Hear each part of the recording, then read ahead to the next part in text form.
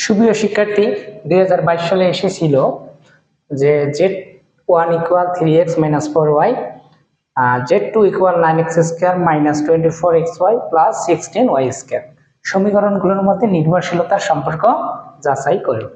তাহলে নির্ভরশীলতার সম্পর্ক অথবা সমীকরণগুলোর মধ্যে যদি সম্পর্ক যাচাই করতে বলে তাহলে আমার জ্যাকোবিয়ান নির্ণয় করতে হবে। কি বিয়ান? জ্যাকোবিয়ান। তাহলে জ্যাকোবিয়ান নির্ণায়ক। জ্যাকোবিয়ান নির্ণায়কের সূত্র মনে রাখেন, পার্ট 1 এ আমি আলোচনা করছিলাম। জ্যাকোবিয়ান নির্ণায়ক 1 এ আলোচনা করছিলাম। জ্যাকোবিয়ান নির্ণায়কের সূত্রটা এখানে কয়টি আছে সমীকরণ বলেন? কয়টি সমীকরণ আছে? দুইটি, z1 z2। যদি দুইটি সমীকরণ থাকে তাহলে প্রথম সূত্রটা হবে, সেটি হলো কি z1 তাহলে এখানে হবে কি ডেল্টা এক্স ডেল্টা ওয়াই। তাহলে আবার এসেন ডেল্টা z2 এখানে হবে কি এক্স আর এখানে হবে ওয়াই। তাহলে এখানে ব্র্যাকেট ব্র্যাকেট ব্র্যাকেট ব্র্যাকেট। আমি প্রথম সূত্র দিয়ে আলোচনা করতেছি, z1 z2। তাহলে এই চলক হলো দুটি, একটা এক্স আর একটা হলো ওয়াই, এক্স আর ওয়াই, z2 এক্স আর ওয়াই। তাহলে আমার কি লাগে? অন্তরীকরণ লাগে। এটা মানে কি? অন্তরীকরণ। ডেল্টা মানে অন্তরীকরণ। তাহলে অন্তরীকরণ আমরা কিভাবে করব দেখেন, z1 কার সাপেক্ষে করব? এক্স এর সাপেক্ষে। z1 এর মানটা বলেন 3x মাইনাস 4y। আমি কার সাপেক্ষে অন্তরীকরণ করব? এক্স এর সাপেক্ষে। এক্স এর সাপেক্ষে অন্তরীকরণ করলে 3, না মিললে 0। তাহলে আমরা কত পেলাম? 3। বুঝতে পারছেন তো? আচ্ছা, তাহলে এখন আসেন z কার সাপেক্ষে? z2 কার সাপেক্ষে? y এর সাপেক্ষে। z2 এর মানটা কি বলেন? 3x মাইনাস কত? 4y। তাহলে কার সাপেক্ষে? y এর সাপেক্ষে। না মিললে 0, মিললে 4। মাইনাস কত পাইলাম? 4। বুঝতে পারছেন আপনারা? কথা বলেন না কেন? 3x মাইনাস 4y, না মিললে 0, মিললে 4। আর এখানে হবে 3, না মিললে 0, মাইনাস 4। তাহলে এখানে মেলার কারণে 3, না মিললে 0, আর এখানে কি মেলার কারণে 3, না মেলার কারণে 0, মিললে 4। তাহলে আমরা কি পাইলাম বলেন? এখানে পেলাম 3 আর এখানে পেলাম মাইনাস 4। এখন জেড ডেল্টা জেড কে কার সাপেক্ষে করা লাগবে? কার সাপেক্ষে করতে হবে? কথা বলেন। এক্স এর সাপেক্ষে। z2 এর মানটা বলেন 9x square minus 24xy plus 16y square. কার সাপেক্ষে করব? এক্স এর সাপেক্ষে। 9 দুগুণ 18x, মেলার কারণে কি 24y, না মেলার কারণে 0। আমরা এটা লিখলাম না জায়গা স্বল্পতার কারণে। এখন আমি কার সাপেক্ষে করব? z2 কে কার সাপেক্ষে করব? y এর সাপেক্ষে করব। মানটা বলেন, মানটা বসান 9x square minus 24xy plus 16y square. কার সাপেক্ষে করব? y এর সাপেক্ষে করব। y এর সাপেক্ষে করেন, না মিললে 0, নেরু লেখার দরকার নাই। 24x y এর সাপেক্ষে যেহেতু করছেন, আর 16 দুগুণ কত? 32y। আমি বোঝাই দিই, একটু মনোযোগ সহকারে দেখবেন। আমার এটা সূত্র দুটি লিখে দিয়েছি, তার মধ্যে এটি একটি। 1 এর সাপেক্ষে যদি করেন 3, আর এখানে কি 3x 4y। তাহলে 1 এর সাপেক্ষে করলে কি হয়? অর্থাৎ x এর সাপেক্ষে করলে 3, না মিললে 0, y এর সাপেক্ষে করলে না মিললে 0, মিললে মাইনাস 4। তাহলে এখানে 3, এখানে মাইনাস 4। তাহলে এই জায়গাটার মান পেলাম 3, এই জায়গাটার মান পেলাম মাইনাস 4। এখন আমি কি করব?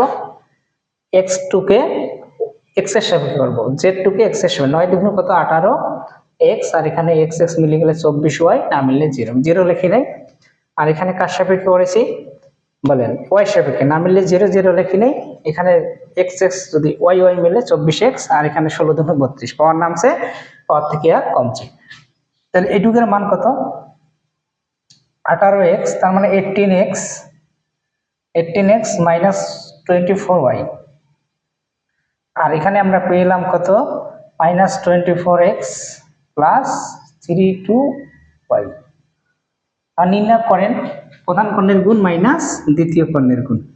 3 মাইনাস 24 এক্স প্লাস 3 2y -4 মাইনাসে সূত্রে মাইনাসে প্লাস, এখন আমরা কি করব 4, তাহলে 18x মাইনাস 24y গুণ করেন 3 × 24 3 4 12 2 হাতে হলো 1 3 2 6 কে 7 72x 3 3 2 6 3 3 কে 9 y এখানে হবে প্লাস 24 গুণন কত 18 না সরি 18 গুণন 4 তাহলে 72 প্লাস 72x মাইনাস 24 গুণন 4 96 y দেখেন তো এই যে 72 72 কাটা যায় 96 96 কাটা যায়, তাহলে কত পেলাম 0। আমরা জানি যে নির্ণায়কের মান যদি কি হয়, জ্যাকোবীয় নির্ণায়কের মান যদি 0 হয়, 0 হলে নির্ভরশীলতা সম্পর্ক বিদ্যমান। 0 যেহেতু এটা সমান 0, যেহেতু লিখব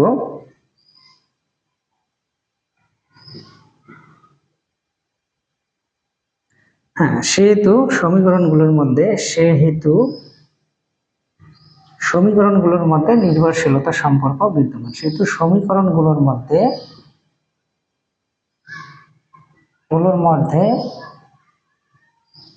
নির্ভরশীলতা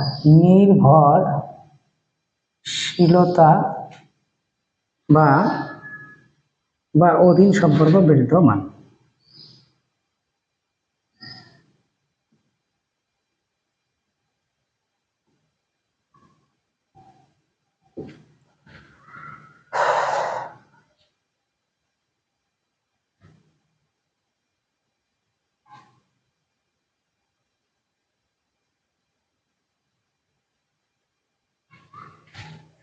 আমি আরেকবার বুঝাই দিচ্ছি, একটু দেখেন।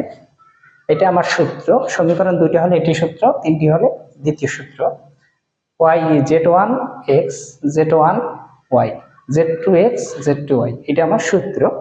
আমি z1 কে 1 এর সাপেক্ষে 1 মানে কি এই যে 1 কে কার সাপেক্ষে x এর সাপেক্ষে হলে 3, y এর সাপেক্ষে হলে 4, আর এখানে x এর সাপেক্ষে হলে 9 দুগুণ কত হয় 18, আর হলো না 8 কি 18x, আর এখানে যদি x x মিলে 24y না মেলার কারণে তো 0, আর z2 কে কার সাপেক্ষে y এর সাপেক্ষে না মিললে 0 24x, আর এখানে 16 দিয়ে গুণ করলে 32, এই মানটি আমরা এখানে বসাইলাম। তাহলে 3 গুণন এটা মাইনাসে সূত্রে মাইনাসে প্লাস, প্রধান পণ্যের গুণ মাইনাস দ্বিতীয় পণ্যের গুণ, এই জন্য প্লাস হয়েছে।